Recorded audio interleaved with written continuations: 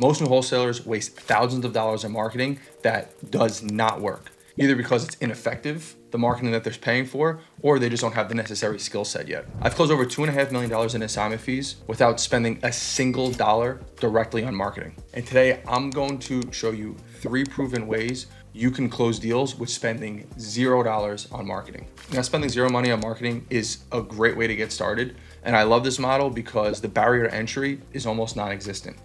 Anyone can get started, and there's no excuse of, I don't have enough money either. But here's a trade-off. When you don't pay in money, you do pay in time and volume. You'll be working harder, talk to more people, and building more relationships every single day. If you're okay with that, you could absolutely close deals without spending a single dime on marketing. However, the trade-off is, since the barrier to entry is pretty much non-existent, there's also a lot more competition. And that's one of the main cons of the free model. Anyone will do it. And that's also why it's gonna become a volume game, because you are now competing with thousands of other people. And so it becomes more about just putting in more reps, being more consistent, and doing more follow-ups than your competition. And when you go the paid route, paid inbound marketing, since it's a higher barrier to entry, there's less people involved, which is also less competition. Not saying it doesn't exist, it's just less competitive than the free space. And that's in anything, not just wholesaling. Or the more you gotta pay to play, the less people that actually do play.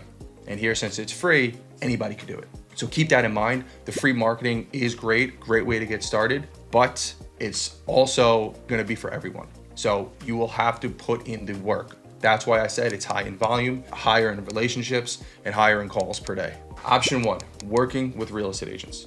Instead of dropping thousands of dollars on mailers or PPC or cold callers or skip tracing lists, tap into your friendly neighborhood real estate agent. Build relationships with agents. When you build relationships with agents, they can start sending you pocket listings before they hit the market. So you still get access to off-market properties with just none of the cost.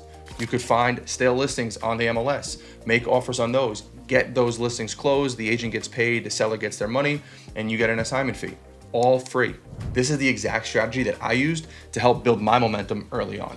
And I still use it today because I just love working with my real estate agents. Agents are already in talks with sellers that want to sell. All you have to do is just position yourself as someone who can actually close deals. Now, there are 2 options with working with real estate agents: the agent off-market outreach or the agent off-market approach, and the MLS approach. The agent off-market approach is basically where you're pulling a list of agents from like realtor.com or even using the new Zillow ChatGPT integration, and you're just cold calling all of those agents on the list, telling them you're looking for properties in that specific area. This method is very conversation heavy because you're building relationships, and the more relationships you build, the more of a chance you have of somebody sending you either a listing that they're about to list, a pocket listing that's still off market, or their existing listing that they either just hit the market or is a little stale. But regardless, you're calling agents or cold calling them. So a lot more conversation heavy. And the main objective is you're looking for off-market pocket listings.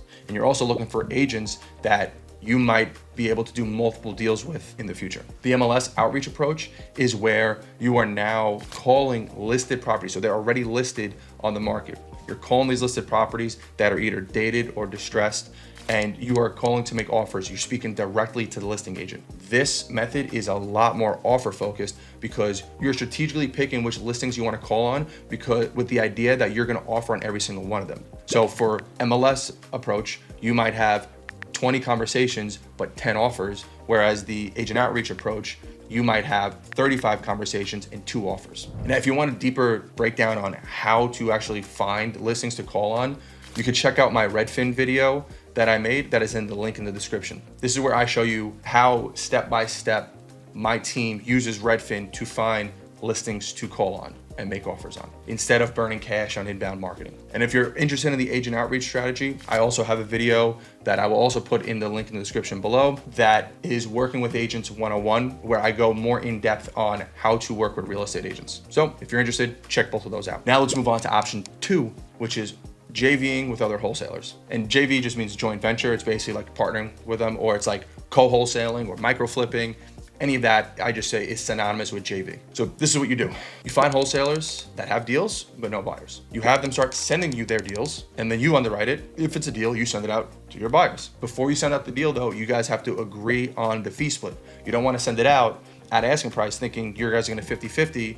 You never had that expectation or conversation. And then next thing you know, they're like, no, like I do highest and best. Like your guy needs to come in 10K higher just for me to get paid. And you have to add on top of that. Bad conversation to have. So always confirm that up front. Now, the JVing method requires you to do dual outreach. And what I mean by that is you have to do outreach for acquisition wholesalers. And you also have to do outreach for buyers. You need acquisition wholesalers to send you deals, and you need buyers to send deals too. Now, I know you might be thinking like, John, how do I find buyers? Like I'm gonna have to skip trace. It's gonna cost me money. That's not a free model. Well, here's what you can do. You could use tax records. You could find flipped homes in the area, use tax records, find out the LLC that either bought it or just sold it, depending if it's an active or sold flip. Find that LLC name, go on opencorporates.com, find out who is the owner of that LLC, and then search that person on True People Search, and that's a free way of skip tracing. It's not always 100% accurate, but it worked for me the first year and a half in this business. Okay, so now how do you work with acquisition wholesalers? Well, first is like, where do you even find these deals? I would say a good way to do it is organically. Like if you're just constantly making content and you're talking about like what you do, the market you're in, it does naturally happen where you start getting inbound leads from people reaching out to work with you. But let's just say you don't have a social media presence, then the other way is outbound outreach, which is where you're going on Facebook, you're going into different Facebook groups. Like let's just say I'm looking in Tampa Bay real estate investors, and you can either go to the members page, scroll down until you see that they've been in there for at least a year, and then you scroll down and then you start looking for profiles that look like they're legit, not scam or skip tracers. And you just message them something like, hey, I see you posting about deals in Tampa Bay. I'm a wholesaler in Tampa as well. I have a big buyers list. We dispo a lot of deals. Would love to chat to see how we could do some business together. Something like that, right? Just don't lie. Just be straight up, like tell them you're a wholesaler and you want to help sell their deals. The other thing you could do, like I said, is besides going to the members page and reaching out, you could just scroll through the posts and see who is constantly posting deals looking for buyers, or asking who's got buyers here. Hey, I'm looking for buyers here. Here's a deal here. I need help selling this deal, and start reaching out to those people and do it in multiple different Facebook groups. It could be area specific or it could be general, like wholesale real estate Facebook group, right? Those are ways you could find some acquisition wholesalers by strategically looking through posts or just going to the members that have been there for a year and just start reaching out to as many of them as possible. The other thing is going to meetups. If you are wholesaling in Florida, go to a lot of Florida meetups. If you're wholesaling in Texas, go to a lot of local Texas meetups. You'll meet people there that are wholesaling as well. And you'll even find buyers there as well too. And it might cost you something, it might not, but that's just a meetup, right? So like there's a lot of free meetups that you could go to, or sometimes they're cheap, like $30. But I would highly recommend going to those meetups, meeting people face to face, and you'll meet some wholesalers and buyers there. And the other thing is mentorships. If you've joined mentorships, right? Like let's just say you've been a part of any of the mentorships out there, you'll meet a lot of people. In the beginning, a lot of my deals came from my connection to acquisition wholesalers in those mentorships. So that is not free, but you're investing in yourself, and that's more than just your business and doing some deals. That's something that's going to help pay forward, pay dividends later on, as well as now. So that's where you find deals. Now, again, like I said before, what does the initial conversation look like? It's just basically you reaching out to the acquisition wholesaler and like let her know something like, hey, I see you work the Florida market. Are you a wholesaler by chance? Yeah, I am. Are you? Yeah, me too. I have a couple of buyers that are actually looking for their next flip in Florida in these specific areas, whatever you want to say. I just wanted to see if you had anything I could look at and I could see if my buyers were interested. Simple as that. Right? Acquisition wholesalers, they need help with selling deals. You also want to be strategic which acquisition wholesalers you work with. You don't want to work with large companies. They don't need your help. You want to look for some of the newer people, the solo operators that will definitely need dispo help. Now, how do you vet the acquisition wholesalers? Well, once you send out a deal, ask for a redacted purchase and sale agreement, because you just want to make sure it's under contract. I've sold multiple deals in the beginning that were not even under contract to begin with. So be careful about that. Ask for the redacted. If they redact, or like redact basically means blackout the buyer's name, chances are they're not direct on the contract, because I'll never redact my LLC name as my contract. I might redact the seller's name, but never my LLC. So if the buyer's name is redacted, that's a fair warning that they're probably either co-wholesaling, micro-flipping, or even daisy chaining. Another thing to be on the lookout for is daisy chain. Do they daisy chain deals? Are they sending you like 7 or 8 deals at a time that you know for a fact they don't have locked up or you've seen before? Like that's a surefire way to tell that they're daisy chaining. Or they send you a deal marked up 50K higher than what you got from the original contract holder. And then you could even ask them like, hey, who'd you get it from? If they say Brian, but you got, Jeff's on their contract, they're daisy chaining. Daisy chaining just basically means they're taking deals and just sending them out. They're probably like 4th or 5th on the line. They're not close to direct. Do not be a daisy chainer. And the other thing too is like, you're not only just vetting out the person, you're vetting out the leads that they send as well, right? So not just per deal basis, like pay attention, like, oh, Jimmy always sends me really great deals. I'm gonna prioritize the deals he sends me. Bobby over here sends me some fucking bullshit deals. And anytime Bobby sends me a deal, I'm almost either gonna ignore it or I'm just gonna keep it to the last. So if I have 17 emails and 3 are from Bobby, so I got some from Jimmy, I got another one from Melissa and Allison, blah, blah, blah. Bobby's gonna be last because Bobby sends shit. Jimmy's gonna be first because Jimmy sends gold. So pay attention to their lead quality as well. And the last thing I would recommend is just like, how do they work? I personally don't work with highest and best. Not that I hate the model. It's just that for me as a co-wholesaler or JV wholesaler, if they do highest and best, it's going to be almost impossible for me to work a deal with my buyers without me adding an exorbitant fee. You could sell it a full ask and they're like, hey man, your buyer actually has to come in 5K over. That's what we need to net. And now I have to go back to my buyer and try to bring them up 10, 15K so I can make money. It's just not good for the JV wholesaling business. It works for if you're direct, but I would recommend personally against working highest and best for JV deals. Some people also try to say some bullshit about like, I need to talk to your end buyer directly. No, I need to sign it directly to your end buyer, right? Just set up what is your rules, what are your ground rules, and how do you want to work? And if people do not work that same way, then you're gonna find the wholesalers that do, right? Not everybody's gonna be a fit, and that's okay. You don't have to work with every single wholesaler. Some quick best practices on this. I personally recommend setting up a deals email and just always having people send you their deals to that one email instead of to Facebook, text messaging, IG. You're gonna be so disorganized. You just have everything flood to one email. You need to be fast. If you're gonna be slow and it's a hot deal, you're gonna miss the boat. So you gotta be fast at finding the deals, underwriting the deals, and sending the deals out. So you need to have a good process from lead coming in to underwriting it, to finding out it's a deal, to then confirming everything with the wholesaler, to then sending the deal out. And if you're on the act side, some ways to be good partners is like, just keep communication open. If you're about to assign the deal, just let them know because they're working on it until basically you tell them it's canceled or they sold it or you sold it.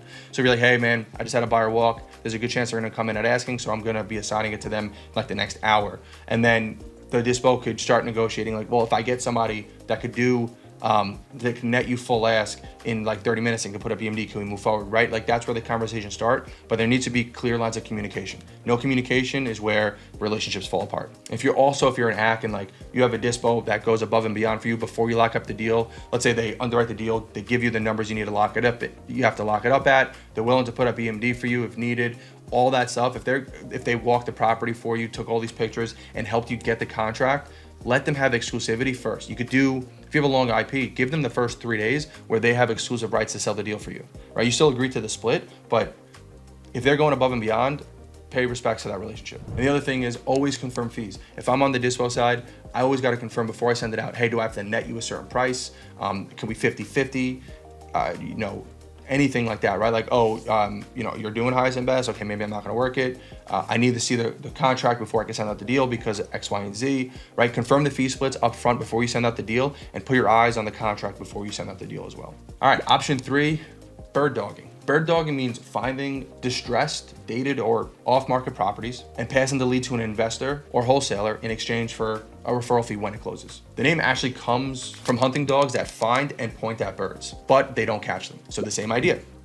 You find, they buy. You point, they shoot. So how do you bird dog? First, you have to scout. You scout for deals, right? Or let's say you scout for deals and you collect all the information. Let's just say I find I drive for dollars, I find a house, or I find a wholesaler posting a lead about a distressed property, and I know that there's somebody in my network that is looking for exactly this. So I scout for the deals, I collect any of the info, like the property address, the name and the contact, the asking price, the photos, the comps, the condition, all that stuff. Then I send to my, let's just call it investor or wholesaler, show them the deal, and I actually connect both parties. Because now if I was to have the deal, talk to let's just say person A who has the deal. I talk to them, I get the deal from them, and then I send it to person B, my buyer, and I'm not connecting them. Like I'm wholesaling at that point.